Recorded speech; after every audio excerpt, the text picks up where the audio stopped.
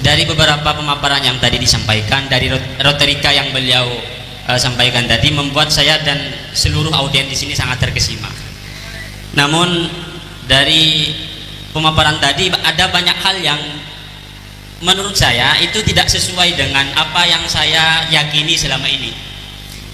Beliau dari tadi memaparkan banyak sekali tentang tarikh Islam, tarikh Islam yang menjelaskan tentang pembunuhan, perebutan kekuasaan dan semacamnya. Salah tiga yang beliau sampaikan tadi adalah pembunuh Sayyidina Umar, kemudian pembunuh Sayyidina Utsman, kemudian pembunuh Sayyidina Ali. Beliau tadi sampaikan tiga pembunuh itu adalah motifnya murni motif politik, kan begitu. Jadi motivasi para pembunuh Amirul Mukminin adalah motif-motif politik. Saya ketahui ada kitab Al-Khulafaur Rasyidun yang ditulis oleh Tim Sidogiri. Beliau di kitab itu dijelaskan bahwa Sayyidina Umar itu dibunuh oleh Abu Lu'lu'. Abu Lu'lu' ini adalah salah satu prajurit dari Sisinia yang kemudian dibawa ke Yathrib, ke Madinah, tapi tidak masuk Islam. Namun klaim orang Syiah adalah Islam karena berani membunuh Sayyidina Umar. Tapi Ahlus Sunnah tidak meyakini bahwa Abu Lu'lu' itu Islam. Yang penting dari kisah itu adalah Abu Lu'lu' ini membunuh Sayyidina Umar bukan karena politik, tapi karena hasrat fardiyah, ya. Karena apa ya, motivasi pribadi, tidak ada unsur politik. Diceritakan di situ bahwa Abu Lu'lu' ini dikecewakan oleh keputusan Sayyidina Umar ketika beliau berdebat di pasar, tapi Sayyidina Umar membela musuhnya Abu Lu'lu'. Akhirnya punya niatan untuk membunuh Sayyidina Umar. Yang kedua, pembunuh Sayyidina Ali. Tadi Abdurrahman Ibnu Muljam. Abdurrahman Ibnu Muljam itu faktornya dalam kitab-kitab juga faktor pribadi juga, karena Abdurrahman Ibnu Muljam ini cinta dengan seorang wanita yang namanya Kutom, yang mana orang tua Kutom ini dibunuh oleh Sayyidina Ali. Akhirnya dia dendam, kemudian Sayyidina Ali dibunuh. Dari cerita ini tidak ada unsur politik sama sekali. Nah, yang paling membuat saya heran tadi ketika menceritakan pembunuh Sayyidina Utsman. Pembunuh Sayyidina Utsman itu ulama sepakat ikhtilaful ulama fi tahdidi huwiyatil ashkhas, untuk menentukan identitas orangnya itu ulama masih mukhtalaf. Tapi Gus Islah Barawi ini berani untuk menyebutkan Hammad. Yang saya ketahui itu bukan Hammad tapi Hammar. Itu pun kilah. Tadi di kitab merujuk dari kitabnya At-Tabari, ya kalau nggak keliru. Itu mungkin kilah, Gus. Tidak ada pengarang itu langsung memutuskan pembunuhnya ini. Saya yakin itu adalah kil.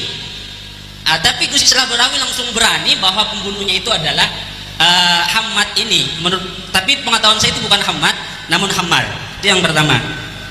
Yang kedua, Gus Islah Barawi tadi sangat yakin bahwa 100% teroris itu pasti afiliasinya adalah paham Salafi Wahabi.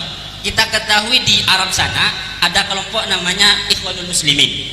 Itu adalah juga cikal bakal dari teroris, termasuk yang mengebom Al-Buti, ya, Ali As-Subuni, itu adalah Ikhwanul Muslimin. Tapi pendiri Ikhwanul Muslimin itu adalah Hasan Al-Banna. Hasan Al-Banna kalau saya tahu di sini, beliau Asy-Syaikh Hasan Al-Banna rahimahullah al-mutawassa kana sunniyan asy'ariyan sufiyan akhadha at-tariq asy-Syadzili an Syekh Abdul Wahab Al-Hasafi asy-Syadzili. Beliau adalah sunni asy'ari sufi, bukan tidak berafiliasi sama sekali dengan Wahabi, tapi beliau ini mendirikan Ikhwanul Muslimin yang menjadi cikal bakal teroris. Bahkan beliau sangat menolak dalam salah satu ungkapannya, al-mujassimah wal musyabbihah laisu minal Islam fi syai'in wa laysa liqaulihim nasibun minas sihah. Beliau sangat menolak mujassimah, musyabbihah. Pembeda utama antara Wahabi dan Sunnah adalah kalau Wahabi itu mujassim, mentajsim Allah, sementara kalau Sunni kan tidak. Nah, Hasan Al-Banna itu menolak mujassim, bagus. Tapi kemudian kenapa kok 100% gitu loh? Enggak meluangkan 95% mungkin gitu. Jadi 5%-nya dari Sunnah juga gitu loh. Kok 100%? Enggak ada peluang lagi itu kalau dari selain Wahabi. Yang terakhir, saya mengikuti video-video Gus Islah ini. Beliau juga sering tampil di TV One, ya.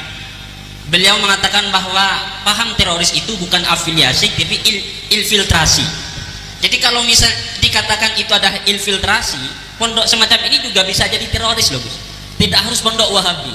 Karena tidak ada menurut pandangan beliau itu pesantren yang afiliasinya langsung ke teroris. Yang ada adalah infiltrasi atau memasukkan paham Wahabi itu ke pondok-pondok. Nah, sehingga ada kemungkinan juga orang-orang Sunni itu yang masuk ke begitu. Jadi saya ingin mempertanyakan datanya itu dan juga referensi yang dari tadi saya mendengarkan juga terkesima itu.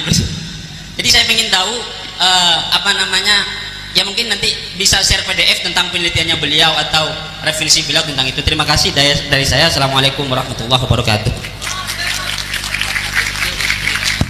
Langsung kita kok banyak